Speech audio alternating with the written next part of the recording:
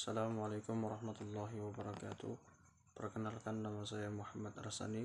Saya mahasiswa UIN Antasari Banjarmasin, jurusan Akidah dan Filsafat Islam, Fakultas Usuluddin dan Humaniora. Di sini saya ingin menjawab soal untuk melengkapi tugas midal test dalam mata kuliah Filsafat Timur yang diampu oleh dosen Bapak Syafi'i MAG dengan soal sebagai berikut. Soal yang pertama yaitu, coba jelaskan kembali poin-poin penting dari setiap pertemuan yang sudah dilaksanakan. Dijelaskan juga isi materinya. Dalam pertemuan pertama, kita membahas tentang arti dan ruang lingkup filsafat timur. Filsafat timur adalah sebuah cabang ilmu yang membahas mengenai pemikiran-pemikiran filsafat yang berada di belahan dunia bagian timur. Pada dasarnya, antara filsafat timur dan filsafat barat memiliki perbedaan. Salah satu di antaranya yaitu filsafat barat lebih menekankan kepada aspek pemikiran atau rasionalitas dan bagaimana cara berpikir dengan benar. Sedangkan filsafat timur menekankan aspek spiritualitas dan bagaimana cara bertindak dengan benar. Dua hal inilah yang menjadi perbedaan antara filsafat barat dan filsafat timur. Selanjutnya itu pertemuan kedua. Pada pertemuan kedua ini membahas tentang filsafat India, yaitu filsafat Hindu periode Weda dan Wiracarita. Filsafat India mempunyai dua wilayah kekuasaan, yaitu wilayah Hindu dan Buddha. Filsafat India memberikan pengaruh besar pada ranah agama, spiritual, etika, moral, bahasa, ilmu pengetahuan, kesenian, dan lainnya. Pada zaman kuno, filsafat India memang sudah sangat mengedepankan nilai-nilai spiritualisme dan nilai-nilai asketisme dibandingkan nilai materialisme dan peradaban. Disebut periode Weda karena literatur atau sumber mereka adalah Weda. Jarak waktu pewahyuan yang pertama dan pembukuan yang terakhir selama beberapa abad 2000 sebelum Masehi sampai 500 sesudah Masehi. Pada zaman Weda dibagi menjadi dua, yaitu zaman Weda awal dan zaman Weda akhir. Pada zaman Weda awal, konsep ketuhanannya adalah percaya kepada Tuhan yang Maha Esa, tetapi juga percaya kepada banyak dewa dengan segala manifestasinya. Zaman Weda akhir dimulai dari penggunaan pustaka suci Samaveda, Yajurveda, dan Atharva Veda, termasuk juga pustaka-pustaka Brahmana, Aranyaka, dan Upanishad. Dari semua pustaka tersebut ditemukan ide mengenai agama, kebudayaan, politik, sosial, dan ekonomi masyarakat India. Periode Wiracarita biasanya sering disebut dengan periode ini dengan periode epik atau periode hikayat, cerita-cerita kepahlawanan. Periode ini meliputi berkembangnya Upanishad yang tertua dan sistem-sistem filsafat. Dalam periode ini juga dijumpai pendemokrasian serta secara masif berbagai Upanishad ke dalam Buddhisme dan ke dalam Bhagavad Gita. Selanjutnya pertemuan yang ketiga yaitu membahas tentang filsafat India, filsafat Hindu periode sutra-sutra, dan periode skolastik.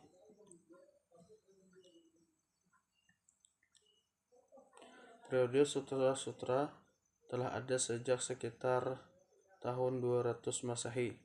Pada periode ini merupakan masa ditulisnya pemikiran-pemikiran filsafat dalam bentuk sutra, yaitu ungkapan pendek, sederhana, padat, dan halus dalam bahasa Sanskerta. Pada periode ini berbagai konsep pemikiran menjadi sedemikian rupa sehingga sulit untuk disederhanakan. Oleh karena itu, dirasa perlu untuk membuat semacam rangkuman atau skema kefilsafatan yang pendek dan ringkas. Periode skolastik ini juga berlangsung dari abad 300 sampai 1500 Masehi.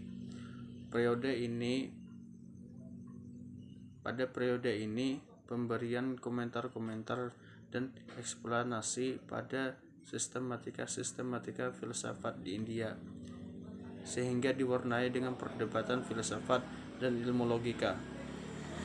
Periode ini disebut juga periode skolastik karena filsafat India berada di bawah pengaruh filsuf Muslim seperti Al-Kindi, Ar-Razi, Al-Farabi, Ibnu Sina, Ibnu Arabi, serta diiringi dengan tokoh seperti Kumarila, Samkara, Ramajuna, Madhava, dan lain-lainnya. Selanjutnya, pertemuan yang keempat, ajaran-ajaran dalam filsafat India.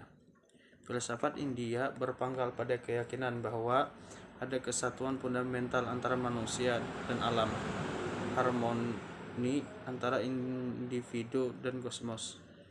Dalam proses perkembangan pemikiran filsafat India, ternyata banyak dipengaruhi oleh akar budaya India itu sendiri, sehingga di India pemikiran filsafat berkaitan erat dengan tradisi, kebudayaan, dan agama. Pemikirannya yang bercorak religius menjadi suatu kekuatan rohani yang memiliki peranan penting dan besar dalam mencapai keselamatan hidup manusia. Filsafat itu sendiri dimaksudkan untuk mengarahkan dan menunjukkan kepada manusia dalam usahanya mencapai tujuan hidup, yaitu kebahagiaan. Dalam ajaran-ajaran filsafat India mengajarkan Hinduisme yang memiliki aliran dan pemikiran yang cukup banyak. Hinduisme sendiri mengajarkan adanya 3 jalan keselamatan yang bisa ditempuh oleh manusia, yaitu janana, ialah jalan keselamatan melalui penghayatan dan pemahaman terhadap pengetahuan yang paling dalam, yaitu manusia meleburkan dirinya dalam realitas yang mutlak. Bhakti, yaitu dihayati melalui sikap bakti yang tulus sehingga manusia akan terlepas atau terbebas dari ikatan-ikatan kelahiran kembali. Bhakti merupakan cinta anugerah dari Tuhan kepada seseorang yang religius dalam menyerahkan dirinya secara total. Karma artinya dilakukan dengan cara memenuhi kewajiban manusia, yakni melakukan perbuatan yang memang pantas, layak, dan benar. Segala sesuatu yang ada di bawah ikatan waktu dan terutama keinginan untuk hidup dan berbuat disebut juga dengan karma. Selain itu juga dalam filsafat Hindu ada 5 ajaran yang diyakini dan dipercaya yang disebut dengan Pancasrada adalah ajaran dasar yang diyakini umat Hindu. Di antaranya terbagi menjadi beberapa. Yang pertama yaitu Widi Tattva, yang kedua Atma Tattva, yang ketiga Karma Phala Tattva, yang keempat Parnabhava Tattva, yang kelima Muska Tattva. Selanjutnya yaitu pertemuan yang kelima membahas tentang filsafat Buddha. Sejarah agama Buddha telah dimulai dari abad ke-6 sebelum Masehi sampai sekarang. Ajaran Buddha adalah salah satu ajaran tertua yang masih dianut di dunia, yang berkembang dengan unsur kebudayaan India ditambah dengan unsur-unsur kebudayaan Helenistik atau disebut dengan juga Yunani, Asia Tengah, Asia Timur, dan Asia Tenggara. Pembawa ajaran agama Buddha adalah Siddhartha Gautama yang lahir pada tahun 523 sebelum Masehi. Siddhartha Gautama adalah seorang yang bertekad meninggalkan kehidupan duniawi. Ia bertapa dan mencapai mencapai penerapan sempurna untuk mencari jalan yang mengakhiri penderitaan setiap manusia. Baginya, hidup adalah penderitaan, dan nafsu adalah penyebab penderitaan tersebut. Penderitaan itulah yang menimbulkan kelahiran kembali. Untuk menghilangkan penderitaan dengan cara menyediakan avidya, karena jika avidya sudah dihapuskan akan mencapai nirvana. Ajaran yang dikembangkannya antara lain ialah dharma, karma, dan kelahiran, jalan kelepasan, dan nirvana. Agama Buddha berpegang pada Tripitaka sebagai rujukan utama. Ajaran Buddha lebih dikenal dengan nama Dhammama yang memiliki tujuan untuk mencapai kebahagiaan sejati, yaitu nirvana, dengan menekankan ajaran cinta kasih universal dan ajaran yang menitik beratkan dalam pengandalian diri. Dharma dalam kitab suci Tripitaka terbagi menjadi 3, yaitu Vinaya Pitaka, Sutta Pitaka, Abhidhamma Pitaka. Pertemuan yang keenam yaitu membahas tentang filsafat Cina. Filsafat Cina adalah salah satu dari filsafat tertua di dunia dan dipercaya menjadi salah satu filsafat dasar dari 3 filsafat dasar yang mempengaruhi sejarah perkembangan filsafat dunia, di samping filsafat India dan filsafat Barat. Tradisi pemikiran filsafat di Cina bermula sekitar abad ke-6 sebelum Masehi pada pemerintahan dinasti Zhou di utara. Confucius, Lao Tse, Meng Tse, dan Zhou Tse dianggap sebagai peletak dasar dan penggagas filsafat Cina. Pemikiran mereka sangat berpengaruh dengan membentuk ciri-ciri khusus yang membedakan dari filsafat India dan Yunani, di mana filsafat Cina lebih banyak memusatkan perhatian pada persoalan politik, kenegaraan, dan etika. Kecenderungan inilah yang membuat filsafat Cina memiliki ciri yang berbeda dari filsafat India, Yunani, dan Islam. Dalam filsafat Cina ada seorang tokoh yang bernama Confucius. Ia adalah nama dari salah satu Nabi Konghucu yang ajarannya yang dikenal sebagai Konfusianisme. Dalam kajian ini, yang menjadi titik inti ajarannya adalah tentang etika atau moral dan pedoman yang mengatur hubungan antara manusia dalam bertindak, bersikap, dan bekerja berdasarkan posisi dan status masing-masing selama menjalani kehidupan. Ajaran Konfusianisme mengandung unsur-unsur kebijaksanaan seperti kemanusiaan, tata cara atau aturan bertindak, kebijaksanaan atau keadilan, kesetiaan, rasa malu, baik budi, pemaaf, kejujuran, berpengetahuan, dan beberapa ajaran kebijakan lainnya. Dengan berpegang dan berpedoman kepada nilai-nilai terpuji seperti di atas, maka kekacauan dan kerusakan dalam kehidupan bermasyarakat dapat teratasi dan kehidupan dapat berjalan dengan tentram dan teratur. Selanjutnya itu pertemuan ke-7, yaitu pertemuan terakhir untuk tengah semester, pembahasan mengenai tentang Taoisme. Taoisme adalah sebuah peradaban filsafat timur atau Tiongkok yang berkembang antara abad 5 Masehi dan 3 Masehi. Sesudahnya selama abad ke-3 sebelum Masehi, doktrin ini merupakan inspirasi dari apa yang disebut agama Taois.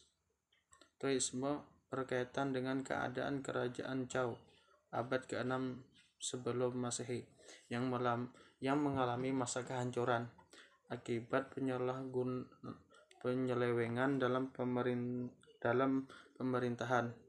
Kehidupan manusia semakin menderita, membuat orang-orang terpelajar kecewa. Kemudian dari sebagian mereka hidup menyendiri dan hidup sebagai biarawan. Lalu mendirikan suatu aliran filsafat yang kita kenal dengan nama Taoisme.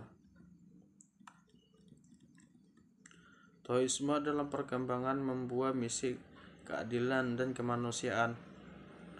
Oleh karena itu, Taoisme menempatkan ajaran kebijakan sebagai tema sentral dalam etika kefilsafatannya. Etika dalam Taoisme mengajarkan manusia untuk hidup kembali kepada alam, belajar dari cara hidup alam, yaitu berbuat kebajikan. Menurut Taoisme, dengan berbuat kebajikan seseorang memiliki kekuatan moral. Ia dapat hidup bersama dengan menghidupi sesamanya atas dasar kesucian hati yang murni. Kebajikan merupakan suatu yang ingin dituju oleh para penganut Taoisme. Kebijakan adalah buah atau hasil yang diperoleh seseorang apabila menjalani Tao. Agama Tao mempunyai 3 ajaran pokok. Yang pertama adalah kepercayaan terhadap Tuhan Yang Maha Esa, menghormati nenek moyang atau menjunjung tinggi derajat nenek moyang, dan yang ketiga menjaga keseimbangan hidup, baik keseimbangan berhubungan antara manusia dengan Tuhannya, manusia dengan sesama manusia, dan manusia dengan alam semesta. Dari 3 ajaran di atas dijabarkan lagi ke dalam beberapa konsep dalam agama Tao adalah sebagai berikut. Yang pertama adalah konsep mengenai yang suci, yang kedua konsep yin dan yang ketiga konsep tentang manusia. Selanjutnya yaitu soal nomor 2.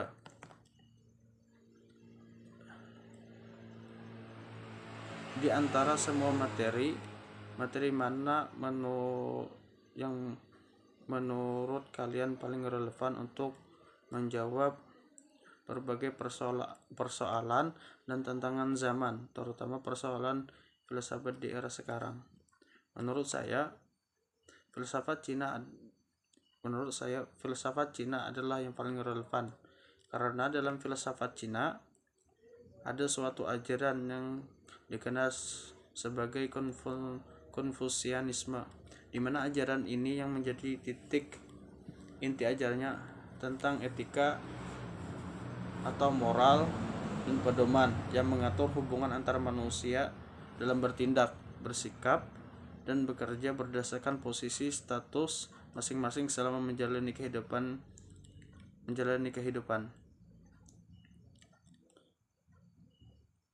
Sebagaimana yang termaktub dalam ajaran Konfusianisme, mengandung unsur-unsur kebijaksanaan seperti kemanusiaan, tata cara atau aturan bertindak, kebijaksanaan atau keadilan,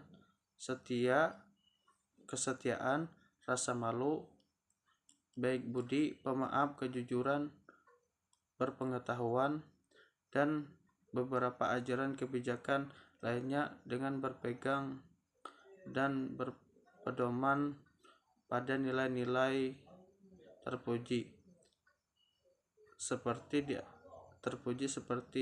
di atas, maka kekacauan dan kerusakan dalam kehidupan bermasyarakat dapat diatasi dan kehidupan dapat berjalan dengan tentram dan teratur. Selanjutnya yaitu pertanyaan nomor 3. Ambillah sebuah kertas lalu buat 5 buah titik menggunakan pen atau pensil. Amati setiap titik dengan seksama. Apakah mereka sama atau berbeda? Bisakah kalian mengukur berapa milimeter dan sentimeter?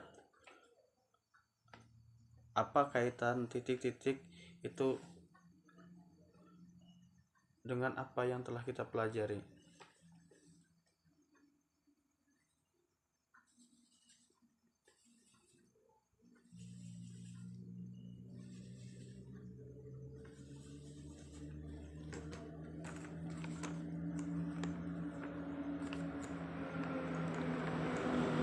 Di sini saya sudah menggambar 5 buah titik yang sama dengan ukuran yang tidak bisa saya pastikan. Namun titik ini bukan saja cuma sekedar titik, tetapi mempunyai makna yang besar dalam kehidupan manusia. Telah kita ketahui bersama bahwa kehidupan manusia sama seperti menulis. Semuanya dimulai dari sebuah titik. Sebuah hal yang kecil dan kadang dianggap tak bermanfaat, tetapi menjadi awal terciptanya sesuatu yang besar. Mungkin seperti itulah yang jalan yang dibawa oleh Siddhartha Gautama, di mana ia bertekad meninggalkan kehidupan duniawi. Ia bertapa dan mencapai penerapan kesempurnaan untuk mencari jalan yang mengakhiri penderitaan setiap makhluk. Baginya hidup adalah penderitaan dan nafsu adalah penyebab penderitaan tersebut. Untuk menghilangkan penderitaan dengan cara menyediakan avidya, karena jika avidya sudah dihapuskan maka akan mencapai nirwana. Selanjutnya itu pertanyaan nomor 4. Apakah kalian setuju bahwa penderitaan merupakan salah satu fase untuk mencapai kebahagiaan sejati atau abadi? Mengapa? Ceritakan pengalaman penderitaan kalian jika memang kalian setuju dengan pernyataan pertama. Untuk mengenai masalah ini saya sangat setuju, karena untuk mencapai kebahagiaan yang hakiki kita harus melakukan perjalanan yang melelahkan, dan juga di dalam perjalanan itu banyak terdapat rintangan yang berbentuk penderitaan, yang mana semua itu membentuk kita agar siap dan pantas ketika kita nantinya sudah mencapai kebahagiaan yang sejati. Untuk pengalaman saya sendiri mengenai hal ini, ada banyak penderitaan yang saya alami ketika masih masuk pondok, dimana bukan hanya saja batin yang menderita, tetapi juga fisik juga ikut menderita.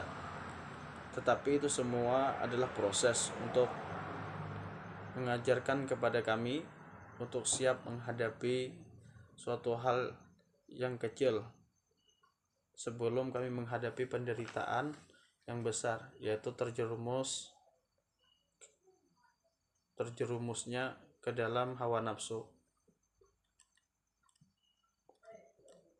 Maka di pondoklah kami membenahi diri agar nantinya ketika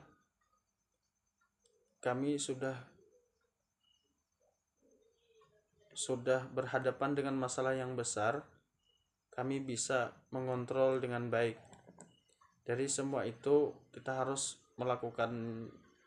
melakukannya dengan sabar dan ikhlas untuk mendapatkan kebahagiaan yang sejati, baik di dunia maupun di akhirat kelak. Yang kelima yaitu, dapatkah upaya-upaya filsafat terutama dari tradisi filsafat timur membantu dalam upaya menghadirkan penyembuhan bagi COVID-19? Jelaskan argumentasi kalian. Untuk mengenai masalah ini, filsafat timur memiliki peran di mana filsafat timur tadi lebih menekankan kepada aspek spiritualitas, di mana saat ini banyak para pemuka agama menyuruhkan kepada kita, khususnya Islam, agar pada saat seperti ini kita lebih dekat kepada Tuhan dengan melakukan hal-hal yang positif dan juga bernilai ibadah. Terlebih lebih lagi kita sudah berada di bulan yang penuh barakah, yaitu bulan Ramadan. Mungkin inilah waktu yang tepat bagi kita untuk menimba dan memperkuat lagi ikatan kita kepada Sang Pencipta. Dan juga dengan adanya wabah COVID ini menandakan bahwasanya kita ini hamba yang lemah dan tidak berdaya dengan menghadapi segala sesuatu. Maka disinilah peran filsafat timur itu diterapkan melalui spiritualitas kita. Mungkin ini saja yang bisa saya jawab. Apabila terdapat kesalahan baik disengaja maupun tidak disengaja, saya mau minta maaf. Saya akhiri, wallahul muwafiq ila aqwamit thoriq. Wassalamualaikum warahmatullahi wabarakatuh.